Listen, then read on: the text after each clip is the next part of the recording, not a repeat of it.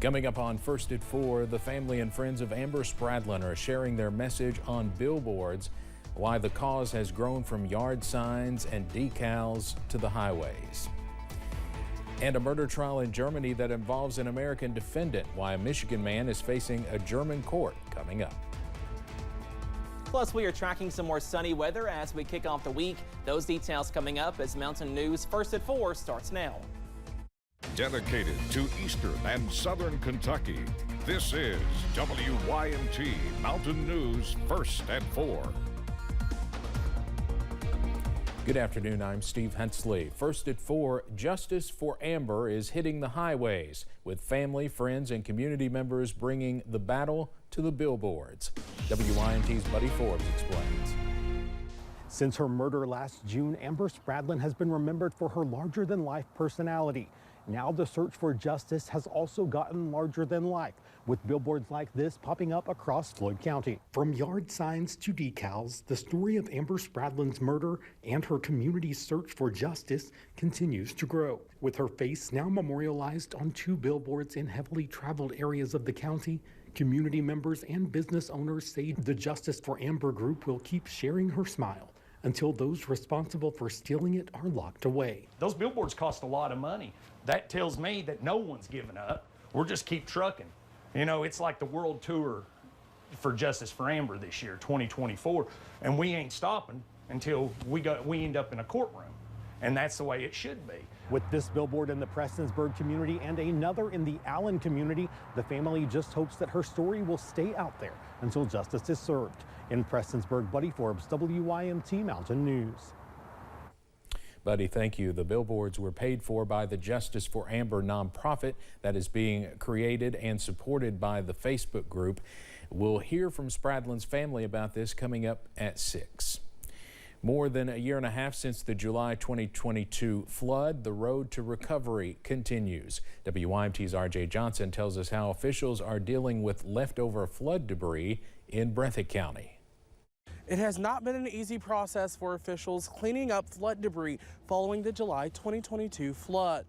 Breathitt County was recently awarded part of a grant to help clean dump sites. Judge Executive Jeff Noble says a lot of the sites are flood debris. He adds that there are a lot of parts that go into the costly process of removing dump sites and debris. And it is expensive, you know, when you start thinking about it, you may just think about loading it up in a truck and taking it up and dumping it off, but it includes paying the dump site bill, your operators, your equipment, your fuel. That's money that we don't have to do that, so I'm just thankful that we have got this grant to be able to go ahead and take care of it now. With the help of that grant, Noble says they'll begin working on cleaning up some of those dump sites, including here behind me at a home in the Lost Creek community. I'll have more tonight at 6, but for now, in Breathitt County, RJ Johnson, WYMT Mountain News. Noble says they will begin with some dumps in the Lost Creek area right along Highway 15. Well, we are tracking some fantastic weather as we kick off the week across the region. Let's take a live look from Buffalo Mountain in Perry County. As you can see, not a cloud in the sky on this Monday afternoon. That current temperature also above average. We should be in the upper 40s and lower 50s. Most of us right now in the middle to lower 50s, up to 52 in Jackson, Hazard, 55 in Manchester, also Harlan, and 54 over in Somerset at this hour. So we are tracking some really nice weather on this Monday, and more nice weather is on tap, all thanks to high pressure as we go into your Tuesday, also for most of your Wednesday up on First Alert Pinpoint Doppler. Once again, all thanks to high pressure, we are dry, and that dry weather also sticks around as we go into this evening. So if you have those plans, be sure to bundle up, all thanks to a calm wind, also a clear sky. Those temperatures are going to tumble once the sun sets, and most of us wake up in the upper 20s and lower 30s as you walk out the door on Tuesday. We see some more sunshine, also some more above average weather on Tuesday, Wednesday, but those rain chances are set to increase by late Wednesday, also for most of your Thursday. More details on those rain chances, plus some more above average temperatures coming up in just a few minutes. Steve? All right, Cameron, thank you. A surprise admission from an American murder suspect at a trial in Germany today. The Michigan man confessed to killing a fellow U.S. tourist and injuring another woman near a famous German castle. CBS's Ian Lee reports. 31-year-old Troy Philip B. hit his face as he arrived in a German courtroom for his murder trial Monday. But the Michigan native exposed his guilt, admitting to raping and killing a fellow American. It happened on a secluded hiking trail near Bavaria's famous Neuschwanstein Castle last June. Lawyers for Troy B. say he acted spontaneously when he sexually assaulted a 21-year-old American tourist, pushing her down a steep slope, killing her. He also admits pushing the woman's 22-year-old friend down the same ravine. She survived. Hundreds of tourists were in the area, including Eric Abderi from New York, who filmed the rescue and arrest. And he just had a frown on his face. He didn't say anything. He had a sort of disturbed look. Lawyers say the Michigan suspect is deeply ashamed about his actions and wants to apologize to families of the victims. His trial is set to run through the middle of next month, and he faces up to life in prison if convicted. Ian Lee, CBS News, London.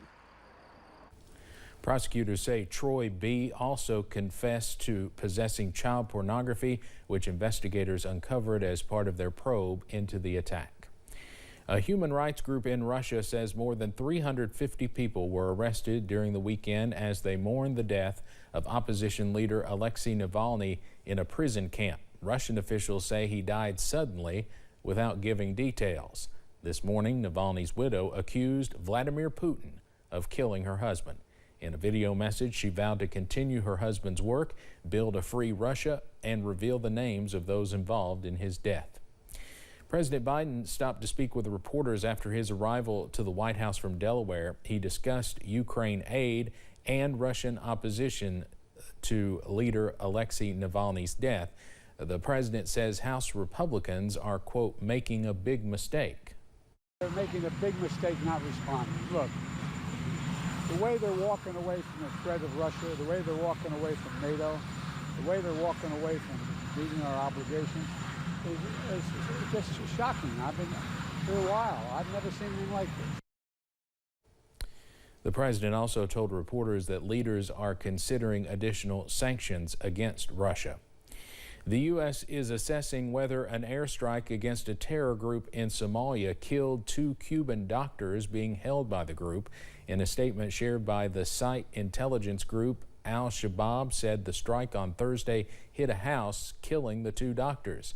This is the first time Al-Shabaab acknowledged holding the doctors hostage.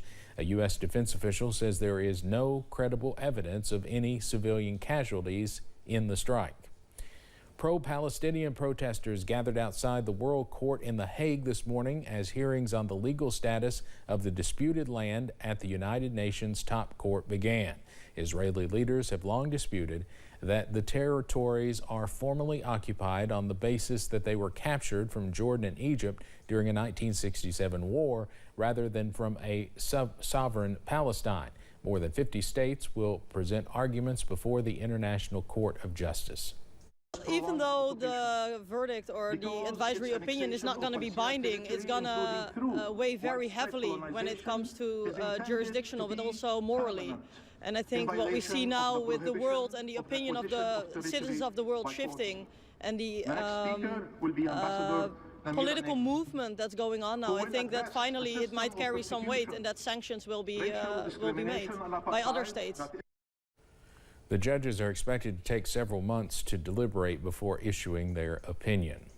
Coming up on First at 4, birthdays are usually a big deal, but for one little girl, it was huge. We'll introduce you to one of Eastern Kentucky's newest one-year-olds. Plus, we stay above average for much of this week. Your first alert forecast after this break.